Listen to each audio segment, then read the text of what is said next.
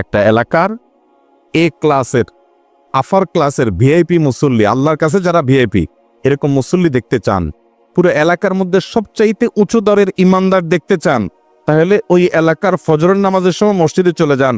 ফজর নামাজে যারা হাজির হয়েছে এই পুরুষগুলো হলো এই এলাকার ক্রিম মুসল্লি, এরা হলো আফার ক্লাসের মুসল্লি, এরা হলো সবচেয়ে গুরুত্বপূর্ণ ইমানদার। ফজরের সময় তো সব এলাকাতে আছে, সব তো মসজিদে আসার কথা, কাহিনী কি? মসজিদে তো আসে না। অতএব ভাইরা আমার, ফজরের নামাজ প্রতিদিনই গুরুত্বপূর্ণ, এটা ইমানদারের আলামত। ফজরের নামাজে আসতে না পারা মুনাফিকের আলামত। আল্লাহর খাতে আপনার নাম ইমানদার হিসাবে আছে কিনা আপনি আমি জানি না, কিন্তু যদি আপনি ফজরের নামাজে নিয়মিত আসতে পারেন তাহলে আল্লাহর প্রতি সুধারণা রাখতে পারেন যে আলহামদুলিল্লাহ, আল্লাহর খাতায় আমার ইমানদারদের তালিকা আমার নাম আছে। আমি শুধু নিজেকে মুসলমান দাবি করলে হবে না, আল্লাহর খাতে সেটা গ্রহণযোগ্য হবে, প্রমাণিত হবে আমার কর্ম দ্বারায়। তোর মধ্য থেকে অনেক কর্মের মধ্যে একটা কর্ম হলো ফজরের নামাজে উপস্থিত হতে পারা। নবী করিম সাল্লাল্লাহু আলাইহি সাল্লাম বলেছেন যে যারা ফজরের নামাজের সময় অন্ধকারে বাসা থেকে বের হয়ে চলে যায়, নবী সাল্লাল্লাহু আলাইহি সাল্লামকে আল্লাহ তাআলা বলেছেন যে তাদেরকে সুসংবাদ দাও। কিসের সুসংবাদ? কিয়ামতের ভয়াবহ অন্ধকার, গুটগুটে অন্ধকারের আযাব যখন হবে, এই লোকগুলোকে আল্লাহ তাআলা আলো দিবেন, বিশেষ আলো তারা উপভোগ করবে, তাদের অন্ধকারের কষ্ট করতে হবে না, বিদঘুটে অন্ধকারের মধ্যে তারা হাহাকার এবং চিৎকার করবে না। আল্লাহ তাআলা তাদেরকে আলো দিবেন। দুনিয়াতে যারা ফজরের অন্ধকার ভেদ করে মসজিদে চলে যায়, যাব তো ইনশাআল্লাহ। মনে রাখবেন, ফজরে উপস্থিত হতে না পারা অলস মানুষের আলামত। কিসের আলামত? অলস। ঘুমের সঙ্গে সংগ্রাম করে যে উঠতে পারে না, আরামের ঘুম যে ত্যাগ করতে পারে না, একটু কম্বল যে ছাড়তে পারে না, একটু পানি ঠান্ডা সেটাতে হাত দেওয়ার মতো সৎসাহস যার নাই, সে জান্নাতে যাওয়ার দাবি করে কোন মুখে? অতএব ফজর নামাজ পড়ার প্রতিজ্ঞা করবো তো ইনশাআল্লাহ। ভাইরা আমার, এর মধ্যে জুমার দিনের ফজরটা সবচেয়ে গুরুত্বপূর্ণ।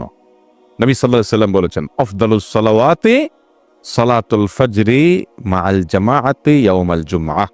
যত নামাজ আছে এর মধ্যে সবচেয়ে উত্তম নামাজ জুমার দিনে ফজরের নামাজ। এই হাদিস আমরা অনেকে হয়তো আজকে প্রথম শুনে থাকবো, অনেকে হয়তো আগে থেকে জানা আছে। হাদিস আপনি না জানলে কি হয়েছে? ইবলিসে ঠিকই জানে, শয়তানে এই হাদিসটা ঠিকই জানে। এই জন্য অন্যদিন আপনি রাত যখনই শোন বা না শোন, দেখেন বৃহস্পতিবারের শয়তান আপনাকে সহজে তাড়াতাড়ি শুইতে দেয় না। বলে যে আরে কালকে তো শুক্রবার, সকালে স্কুল নাই, মাদ্রাসা নাই, তারপরে যে অফিস আদালত নাই, দোকানপাট নাই, সবকিছু বন্ধ, অন্য সপ্তাহের 6 দিন যাতা, আগামীকালকে তো সকালে লম্বা ঘুম এমনি দেওয়া যাবে, অতএব আজকে রাত্রে টক শো, মিষ্টি শো, নাটক, সিনেমা, শয়তানি শো, যত যা আছে, এমনকি নেক্সুরুতে ধোকা, আপনার ইউটিউবে ওয়াজ দেখা, এটা করা সেটা করা, এগুলো করতে করতে দেখবেন অন্যদিন যদি আপনি 11টায় শোন তো বৃহস্পতিবার দেখবেন 12টা 1টা বেজে যায়। ঠিক না বে ঠিক? কারণ শুক্রবার সকালের ফজরে আপনি উপস্থিত হতে পারলে আপনি সবচেয়ে শ্রেষ্ঠ নামাজি হয়ে যাবেন, এটা তো ইবলিস হইতে দিবে না। এই জন্য দেখবেন বৃহস্পতিবার রাতে অবহেলা করে শোয়ার একটা বদ অভ্যাস আমাদের অনেকের মধ্যে আছে। মোহতারাম হাজিরিন, এটাকে জয় করতে হবে, এই চ্যালেঞ্জ নিতে হবে যে জুমার দিন মসজিদে গিয়ে ধীরস্থিরতার সাথে সুন্দর করে আল্লাহর সামনে সালাত নিবেদন করবো ইনশাআল্লাহ। ভাইরা আমার, এই ইবাদতগুলো আমাদের সাথে যাবে ভাই, দুনিয়ার চাকচিক্য কিচ্ছু যাবে না ভাই, সব থেকে যাবে, আমার সাথে আমার আমলটা যাবে।